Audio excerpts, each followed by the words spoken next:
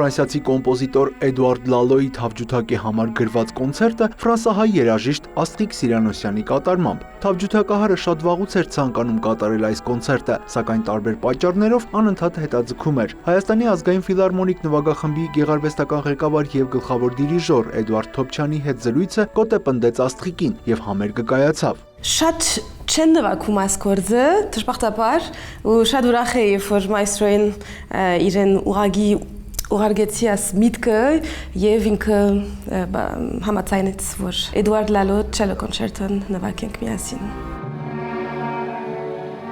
Աստղիկ Սիրանոսյանը վերջին անգամ հայրենիքում էր Ֆրանսիայի նախագահ Էմանուել Մակրոնի պետական այցի ժամանակ։ Ասում է հաճախ է լինում հայրենիքում, հայրենիքի հետ կապն անսասան է։ Երաժիշտն ընդգծում է, մեծացել է Ֆրանսիայում, բայց իրենց տանը միշտ հայերեն են խոսել եւ այդպես սերնդեսերունդ։ Չնայած բարեկամություն ենք Հայաստանում, բայց մենք ինչպես արտասահմանի հայ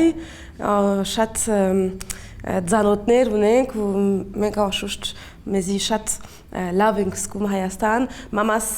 այգիներ ունի, գինեգործ է ու աշխատանք դարբեր ծևերով, գինիներով, մշակույթին հետ միշտ Հայաստանի հետ գաբը ունեցել ենք եւ հույս ունիմ դեր կունենանք ապագային։ Թավջութակահարուհին ամեն անգամ մեծ հպարտությամբ է բեմ բարձրանում, երբ ելույթ է ունենում հայ հանդիսատեսի համար։ Նշում է, այս համերգը նաև հայ նվագախմբի հետ է, ինչն ավելի է ոգևորում իրեն ու փոթորկում հոգին։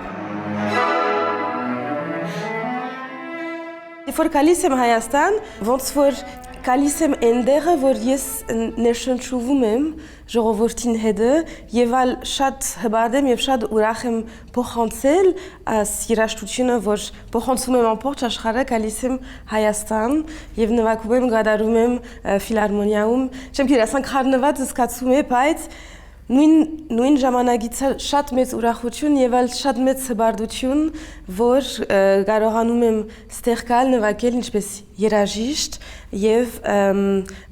ժողովրդին հետ շփվել իմ մայր լեզուիս հետ։ Երաժիշտը դեռ չգիտի, երբ է հաջորդ անգամ ելույթ ունենալու հայրենիքում, բայց վստահեցնում է, հայ հանդիսատեսին երկար սպասեցնել չի տա։